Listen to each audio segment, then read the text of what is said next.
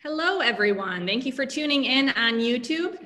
I'm Emily Walker, and we have a very interesting talk for you today on the 19th Amendment. We'll explain what that is in just a minute. But first, I just want to let you know that this talk is being sponsored by the American Cultural Center Algiers, or ACCA. We are a resource center / library that is attached to the U.S. Embassy in Algiers. During normal non-COVID times, we're open. You can come in and check us out. You can practice English. You can listen to interesting talks like this one. We also have a couple other cultural centers around Algeria. We have one in Oran, Constantine, Ouargla, and Bishar. So if you live near any of those cities, please do check out those cultural centers when they reopen. So like I said, today we're going to talk about the 19th Amendment to the U.S. Constitution. It sounds very technical, but what it is it gave women the right to vote in the United States. You might be surprised that women did not have the right to vote in the United States for about 144 years.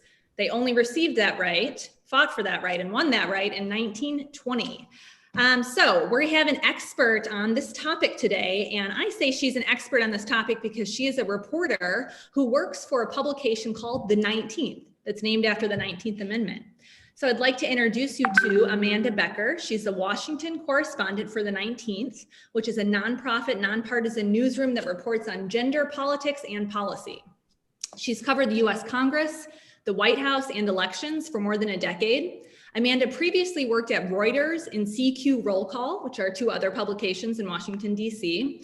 Her work has appeared in publications including The Washington Post, The New Republic, and Glamour magazine. Her political coverage has also been broadcast on national public radio. Becker received a bachelor's degree from Indiana University and a master's degree from the University of Southern California. She lives in Washington, D.C. So I'm going to turn this over to Amanda. Amanda, could you first tell us what is your job at the 19th? Hi, I'm excited to be here today with all of you. My job at the 19th, I'm a journalist. As Emily said, I've been a journalist for about 15 years now, and I am the Washington correspondent for the 19th. I joined in May, and some of you may be familiar with my last employer, which was Reuters, because Reuters is all over the world. So I had covered presidential campaigns and Washington and the US Congress for Reuters. And then I came over to the 19th when it started a couple months ago to head up our Washington coverage, which will include more of the same, more of Congress, more of elections, some White House, and a lot of the House and Senate races that are happening this year for our Congress. So it sounds like you get to interview some big famous politicians in the US for your job. Is that right? I do. So 2 weeks ago, I got to have a 40-minute conversation with Hillary Clinton, which was exciting for me because I had covered her campaign in 2016. So for 2 years, my job was to follow Hillary Clinton around America. And I spent every day with her, but I did not get a long interview then. I only got a 6-minute interview in 2016. So I was very excited to be able to speak to her for 40 minutes a couple weeks ago. Wow. And you guys, if you want to ask Amanda any questions about her background as a journalist and any like journalism specific questions, you're welcome to do that in the YouTube chat. We'll get to those in a little bit. And you can also ask any questions about our topic today, which is the 19th Amendment. So Amanda, what is the 19th Amendment? Why is it important? Yeah, so our newsroom is called the 19th because it is named after the 19th Amendment. And that was the amendment to the US Constitution that extended voting rights to women.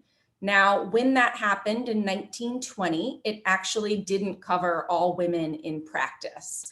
It was an amendment that was passed after about 50 years of trying. It's a very complicated process to amend the US Constitution. And so there are a couple ways that it happens, but the main way is that both the House and the Senate have to approve it with a 2/3 vote. There are 435 members of Congress, so that's a lot of people you need to get on board. And then after the House and Senate approve it, it goes to all of our 50 states, and 3/4 of state legislatures then have to also ratify it. So the very last state to ratify the 19th Amendment, the centennial 100th anniversary was last week. And then it was officially adopted 100 years ago today. And the CEO who started my newsroom decided to name it the 19th and to start it because women actually make up more voters in the United States than men. We vote at higher rates and there are more of us to begin with. So she thought that women deserved political coverage that spoke to them and was about the issues that women really care about, because like politics, our political coverage in the US is still dominated by men. And so her idea was to give women a space where they could come to get the news they need to make informed decisions about who they're going to vote for. Thanks. So could you first explain maybe what ratify means? Yes. And then walk us through kind of the history of the women's right to vote movement, which is also called suffrage. Maybe starting with America became a country in 1776 and who could vote back then? So I'll try and keep it as basic as possible because it's, as you said, 150-ish years of history there before women could vote. So ratification simply means that they approve it. So when it goes to the states, if a state ratifies something, they approve that. So it had to go state by state for those amendments back at that time. And it was before internet, and it was, not a lot of people had telephones. So it was a slow process to get all of that done. When the United States started, originally it was only white men who could vote. They usually had to be property owners, and it was all dependent on the states. So the states make voting rules in this country. So unless there's a constitutional amendment that applies to everyone. So originally it was basically white men, property owners who could vote. There were also religious restrictions in some states. You had to be a certain religion to vote. Gradually, this got expanded over the years. First it was white men who didn't own property. Then it was, white men of all religions. Then it was Black men. And finally, it was women. And of course, we have an asterisk, which is a little star after our name at the 19th, because we see suffrage, which is the right to vote, as unfinished business. Because even when the 19th Amendment was passed, Native American people were not considered US citizens. So Native American women and men still could not vote at that time for a few more years. Asian Americans could not vote at that time. And also Black women were given the right to vote on paper by the 19th Amendment, but there were still a lot of Jim Crow laws in the US South that prevented them from exercising that right all the way until the 1960s.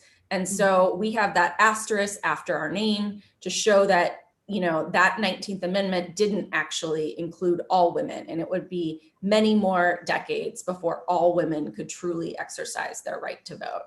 And there were parallels between the movement, the post-slavery movement to enfranchise Black men and also to enfranchise women when it came to voting. Some of the people in those two movements were allies and worked together. Some of the people in the movements thought it was better to focus on their cause, which was either Black men or women.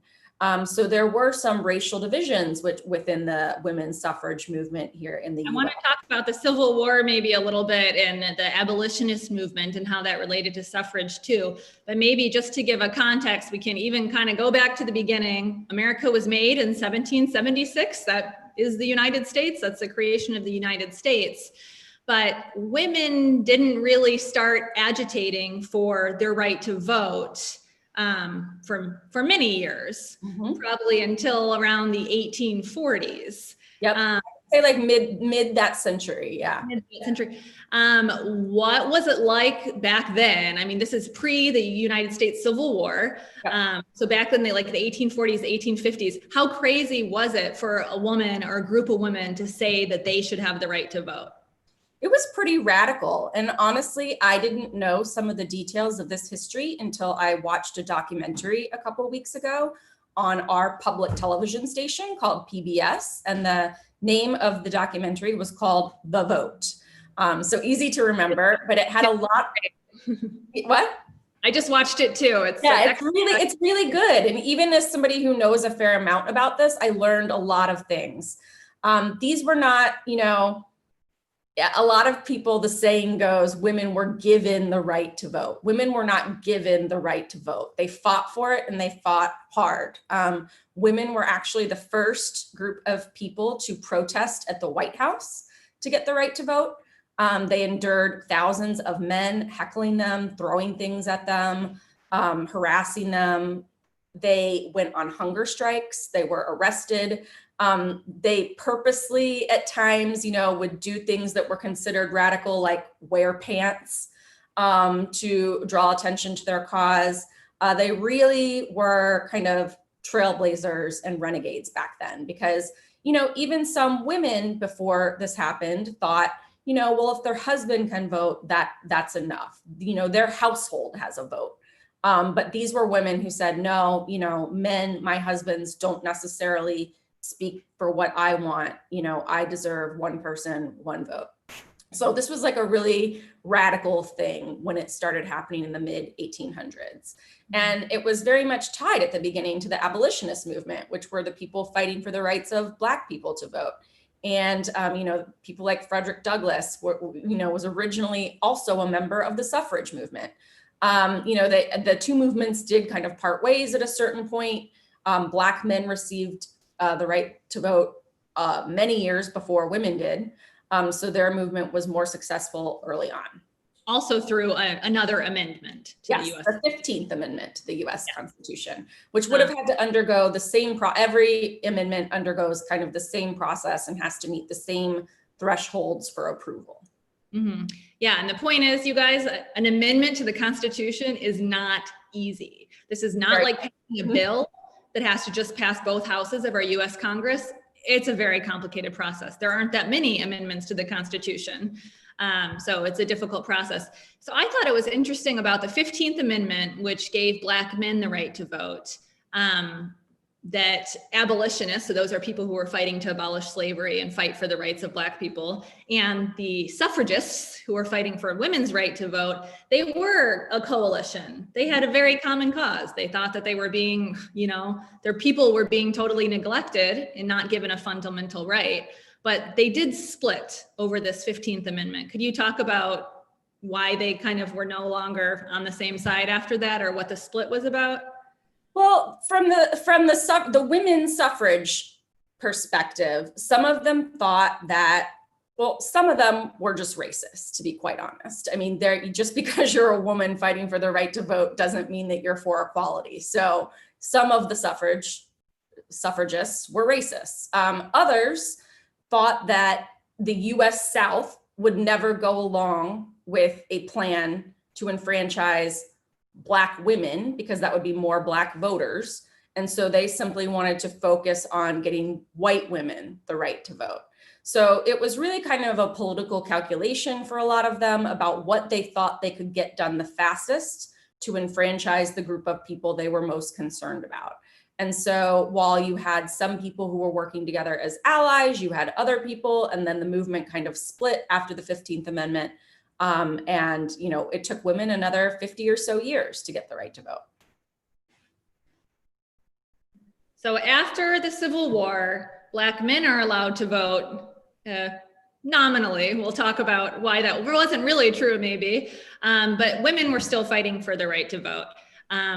For such a long time, I mean, we're talking that was the 1860s, and the 19th Amendment wasn't passed until the 1920s. So what kind of happened in between that time? Were there major changes that made the United States public more open to women voting? So some states, to be clear, before women could vote all over, and frankly, before Black men could vote all over, some states started passing bills that gave certain groups of people access to voting. So there were some states in the North in particular, when it comes to Black voters, that allowed Black people to vote. There were some states that allowed women to vote before women could vote countrywide. They had some conditions depending on the state. Like sometimes it was only if you were a single woman. Sometimes it was only if you were a single woman who owned property. Now, owning property, women couldn't own property in a lot of places, and neither could Black men for a very long time. So often it would only be a widow, for example, who was kind of got the right to vote because she now owned the property that her husband had once owned. So it was kind of viewed as passing his vote along to her now that she was the head of that household, that he wasn't around anymore. So there was kind of this patchwork happening. And of course, you know, there were a lot of the suffragette, and I'm trying to quit calling them the suffragettes because they didn't like that. They liked to be called suffragists. They thought that it was kind of demeaning to be called a suffragette. They were involved in a lot of major labor strikes in this country in terms of labor safety, factory safety. They protested child labor laws. So there were a lot of social movements happening at the same time in this country that all kind of converged around this time where women finally got the right to vote. Well, this could be a good time to ask you a question from Nora, asking on YouTube. She wants to know what impact the suffragist campaign in the UK had on the US movement. Apart from adopting similar militant tactics, she knows her US history. Yeah, she does. And she probably knows more about the UK history than I do, because I know they were kind of happening parallel. I know that I believe the women in the UK got it a little bit earlier, but not by much. I mean, comparatively, when you look at history anyway, but they did use some of the same tactics. The women were in communication, that we know. And you know, like wearing white, like they wore white. White is the color of suffragists here in the United States. And I believe it's the same in the UK as well. So these women were in communication, parallel movements playing out at about the same time. But to be honest, I don't know as much about the UK as I know about the US, which is a failing of mine. I thought it was interesting that Alice Paul, who was a very famous, she was a very famous suffragist in the US. And one maybe point here is there were multiple generations of women who were fighting for the right to vote, since it started around the 1840s and lasted until the 1920s. And often mothers would kind of pass the cause down to their daughters or their nieces or something like that. Exactly. So Alice Paul was very famous for this movement in around the 1910s. And she went to England and was just enthralled by a mother and daughter duo there who were fighting for women's rights to vote.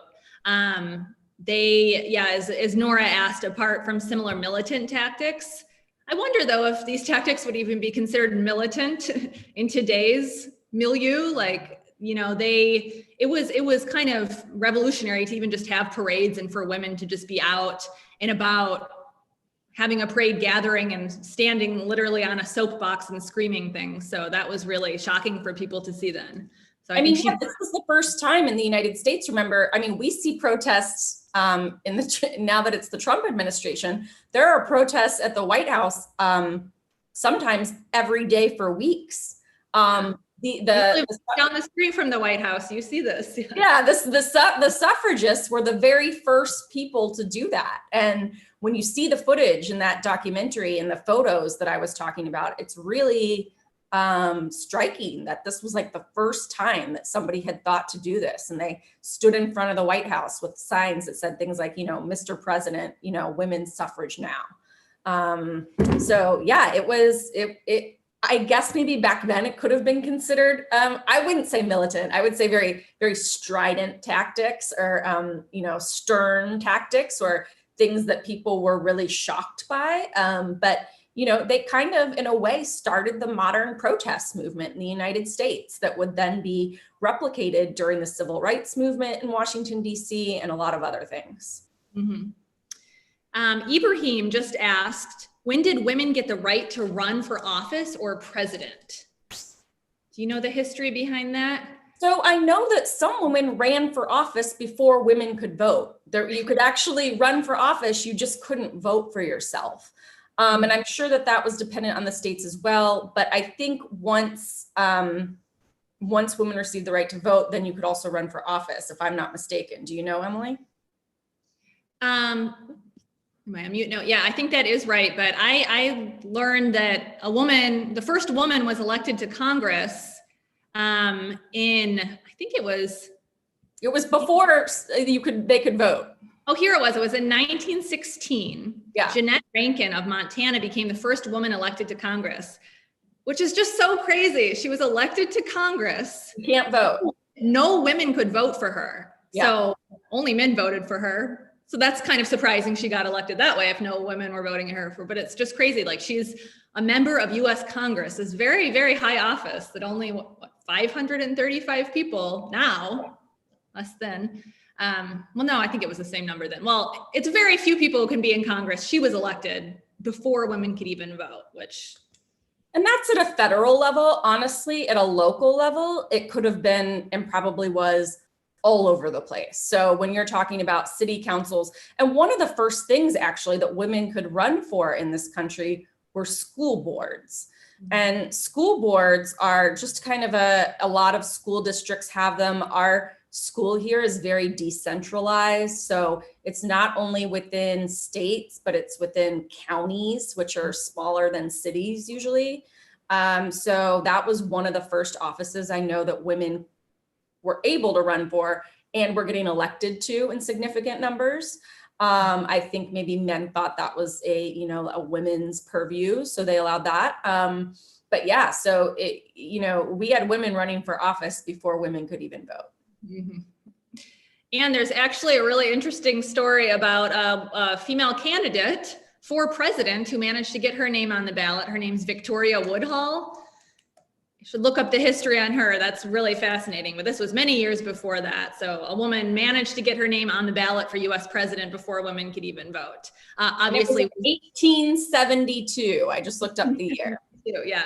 So, and obviously, as viewers probably know, we've never had a female president of the United States. So she was trying to be a trailblazer back then, and it still has not happened. And we still are not at parity in the Congress either. There are more women ran in 2018 and were elected than ever before. And we've already broke that record for women running this year. But still, their numbers do not reflect in Congress the general population. There's still a lot of room to make up there. I'd love to hear your reasons for why you think that is. But first, could you talk about the reasons going back in time, why people thought women shouldn't have the vote? I mean, there were even women's organizations formed to have women not have the vote. That to me is crazy. It was women who were anti-women having the right to vote. What were their arguments? So some of the women, like I said, believed that kind of women were supposed to be, their world was in the home. And even some women believed this, and they trusted their husbands, and, they thought that it wasn't kind of their place to be out in politics. They said that they took care of home and children. They didn't have the time to stay up to date on politics. They lacked the mental capacity or the education to vote properly. Of course, I don't agree with any of these arguments. And I think that most women today would not agree with any of these arguments, but those are just some of the reasons why it was stated that it wasn't a good idea for women to vote.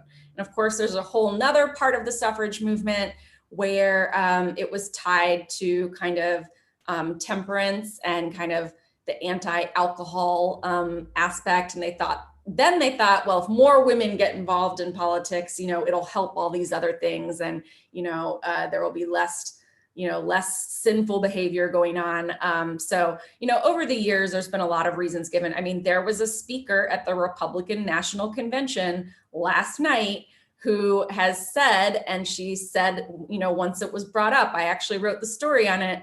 I had found statements that she made where she said that she thought that the US should return to head of household voting, which would essentially be a husband casting a vote for the household. So, there aren't as many of them today, but people do still hold those beliefs in some corners of America. So quite a fringe view to have today. Yes. Not so much of a fringe view to have in the 19th and early 20th century. No, that would have been normal in the 19th and 20th century, early 20th century. Mhm. So how do you think, and I want to talk about the final passage of the amendment, because I think that was really exciting in the 1920s, but how do you think the suffragists kind of managed to sway public opinion, or did they sway public opinion near the end of their battle for the right to vote? You might have more thoughts on that one, Emily. Well, you cover protests today and you cover movements today. So I'm interested if you kind of, when you look back on these historical movements, like see any similarities for successes of movements today, or? I mean, I don't know what really turned the tide for the suffragists. They made a lot of, I mean, I think one person, one vote is a really compelling argument myself. If you're enfranchising everyone else, why wouldn't women be enfranchised in terms of having the right to vote? So I don't know what exactly I don't know if I can pinpoint one thing that really turned the tide for them. You might have some more thoughts on that. I don't, from a historical perspective, I wasn't there. I look at what happened, I read about it, but, I don't know why after 50 years it happened all of a sudden. Because these were votes, they happened throughout the years. I mean, yeah. Every 10 years, every 20 years, Congress would again vote whether there should be an amendment that women can vote, and they always voted it down. But after World War I, the president at the time was Woodrow Wilson, who, I mean, historically was not really that into having women have the right to vote, but he kind of came around to it, especially because women played a big role in taking different jobs. They kind of entered the workforce in America during World War I. When men were in Europe fighting, women took a lot of the jobs. And so perhaps the public just felt they were owed this greater job. If they could have these jobs in factories and leave the house, then maybe it was time for them to vote. But when wars ended, women went back into the homes as men returned and took the jobs back. So I don't know what the magical formula was to get the last few states to ratify this. And as she said, it did happen over the years. So, last week was the centennial, the 100th anniversary of the very last state to ratify the 19th Amendment, and it was adopted this week. So this was a process that had to go through all 50 states and the House and the Senate here in Washington, D.C. It did not happen overnight. I don't know, why the final state, and I believe it was Tennessee. Tennessee, yeah. I just hear a good story on that on National Public Radio that. Yeah.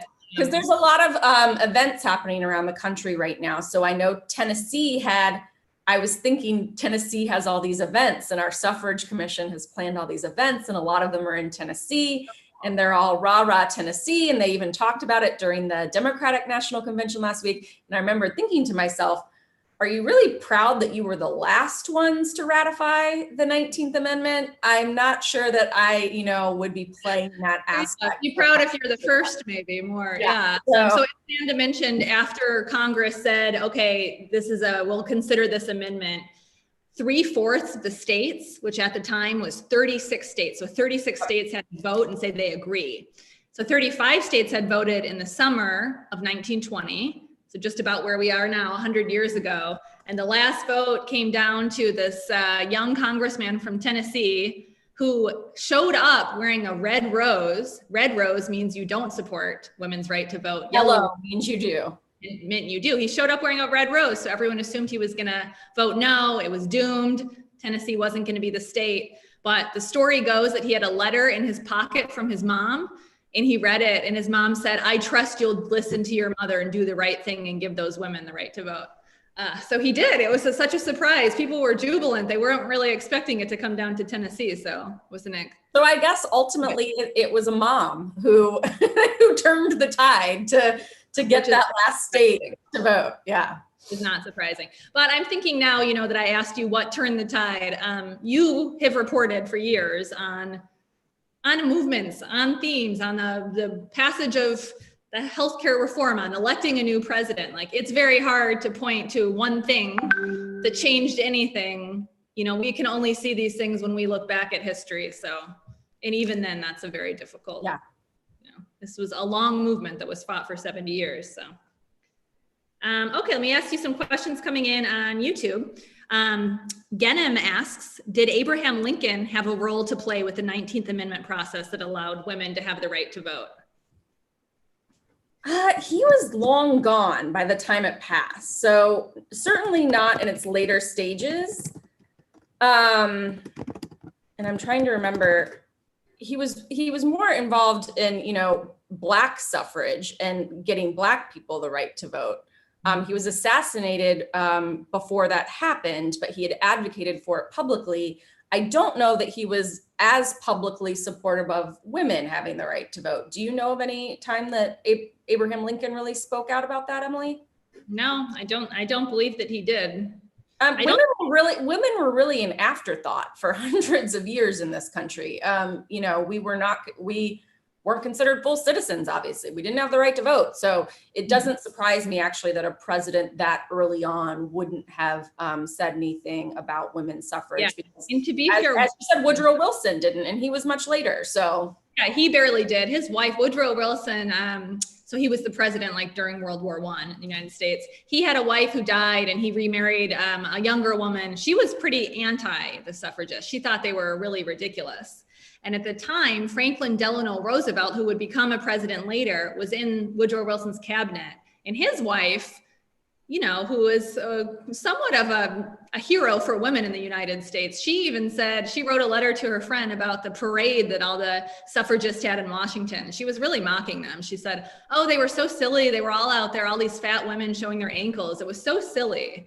That stuck with me because it just points to that, when you're part of the social movement for change, especially if you're a woman, ridicule is what is thrown at you. Like people ridicule you because they want you to stop. They act, you're so stupid, you're so ridiculous, you're dumb, just that still happens today. And that's why they called them the suffragettes. I didn't realize until recently, a man came up with the word suffragette, and it was meant to kind of, a childlike term, a diminutive term to kind of be like, oh, look at those cute women, those sweet little women who think they want to vote. And they really hated that word. So I've had to train myself to stop using it just within the last few months, actually. Yeah, that's something that came out this year on the centennial. I think we didn't think before about how that was an offensive term, but I did hear they didn't like it. So it's 1920. The amendment becomes an actual thing. It becomes an actual amendment to our US Constitution, the 19th Amendment to the US Constitution that gives women the right to vote. What happened after that? At the next election, did every woman just go and cast a ballot and it was equality? No, it was a gradual process because even though women had that right, they weren't necessarily exercising it. There was, of course, a whole group of women who didn't understand what the hubbub was. They didn't believe, that, it was a priority that should have been fought for. So it took a number of years, but now women actually do vote at higher rates than men do. And Black women actually are, vote at the highest rates of any group in this country. So women now are very loyal voters and are some of the most reliable, consistent voters in this country. That wasn't always the case. It took a while to get there after they adopted that in 1820. Oh, that's so interesting. The Black women are among the highest voter turnout demographic in the United States. Could you talk a little bit about, I just think this is so interesting and it may very much surprise people watching this. Could you talk about the tactics that were used to suppress Black voters after this amendment was passed? And even we mentioned that Black men had the right to vote before women, but they weren't really allowed to vote. And it's still happening today to a lesser degree than it was then, but especially states in the US South that had been states that formerly held slaves and owned slave owning states. The part of the country that the North fought against in the US Civil War for many, many, many years after Black men technically got the right to vote on paper from the 15th Amendment, would pass rules related to voting that were specifically designed to prevent Black people from voting. Whether that was a poll tax, you had to pay money to vote. They didn't tend to have as much money because they had been slaves until relatively recently in US history.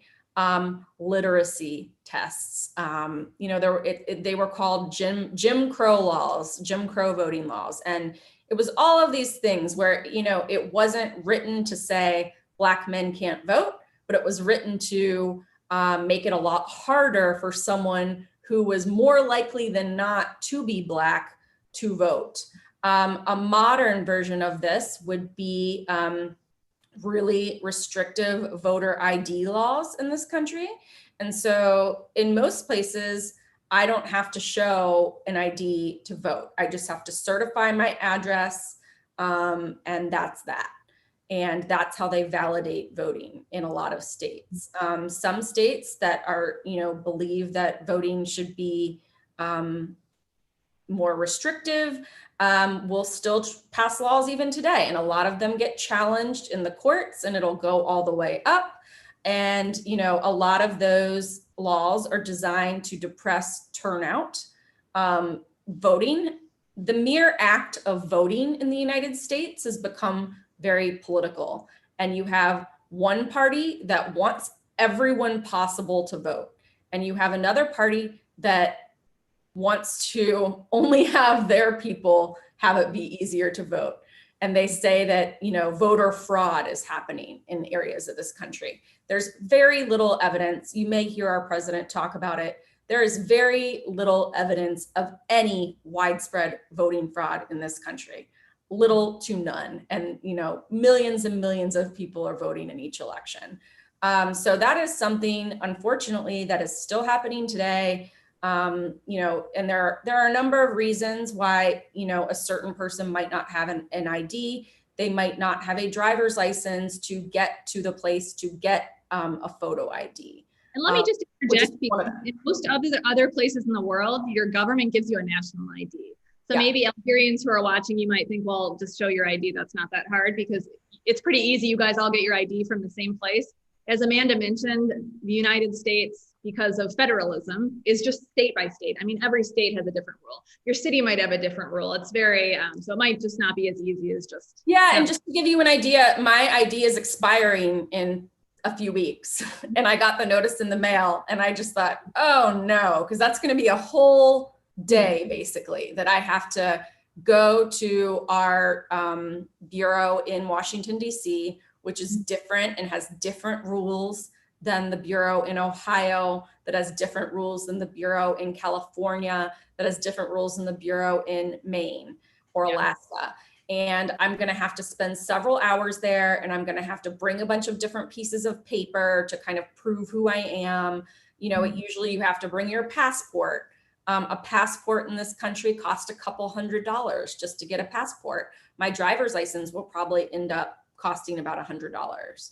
So, these are not small sums of money for a lot of people. And even just having the, elderly people in rural areas, for example, have a lot of trouble going to get photo IDs. If you are a convicted felon in this country, in most cases, you do not get your right to vote back once you're have served your sentence.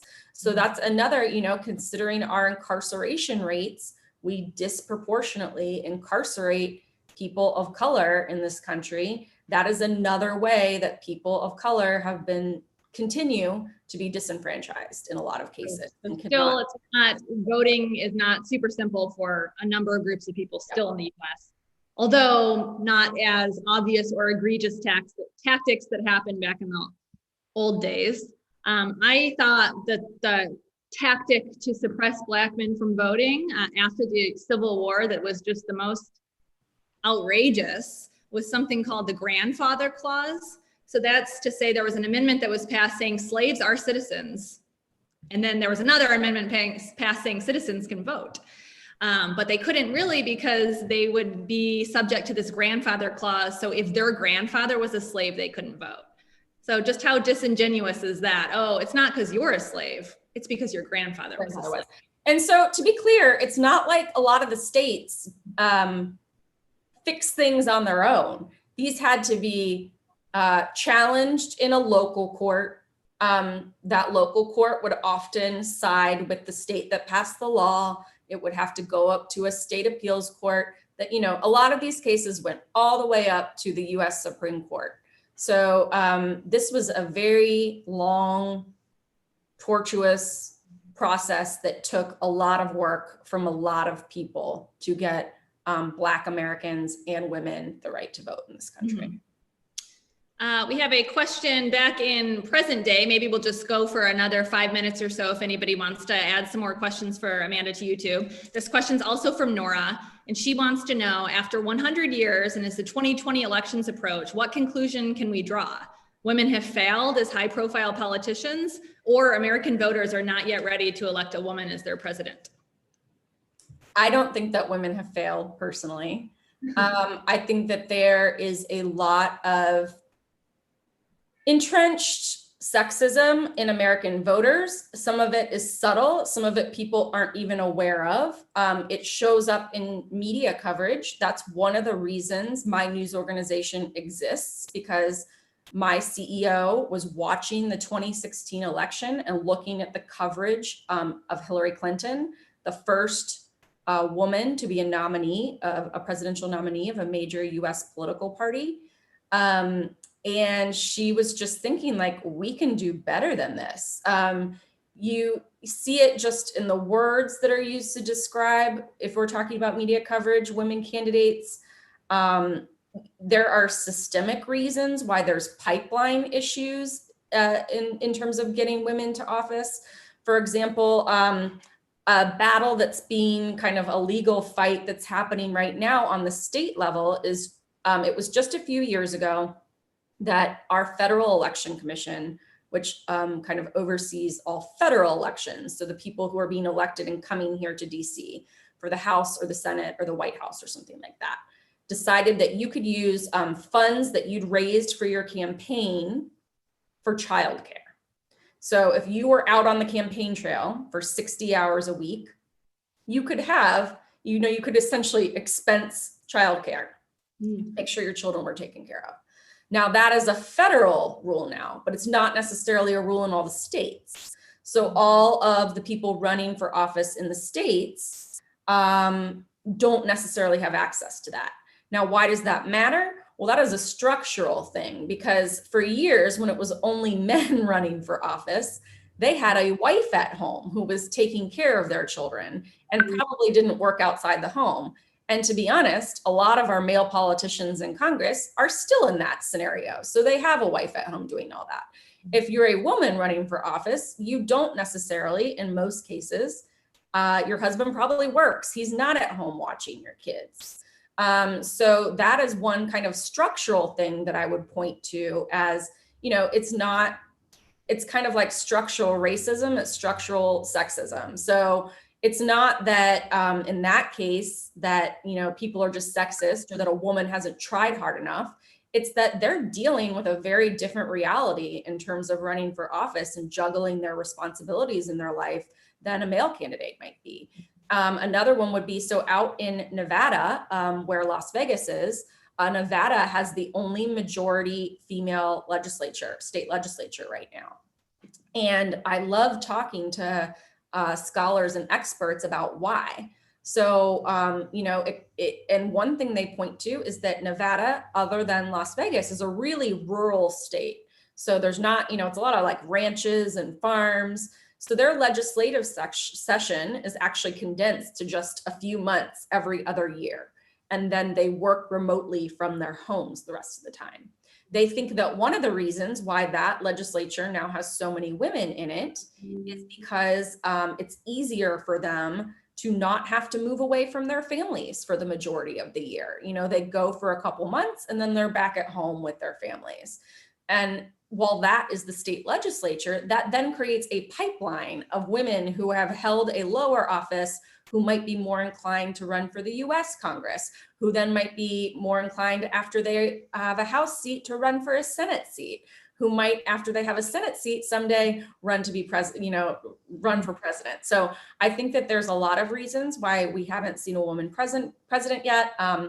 I asked Hillary Clinton a couple weeks ago, you know, I covered all the women who ran this year and none of them made it.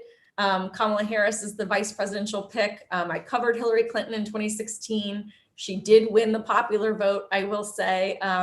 But I asked her, I said, do you think that in my career, I'm going to see a woman? Will I be covering a woman president? She assured me yes. So I hope that that is the case, but we are not quite there yet. And I think that it's really complicated and there isn't just one reason.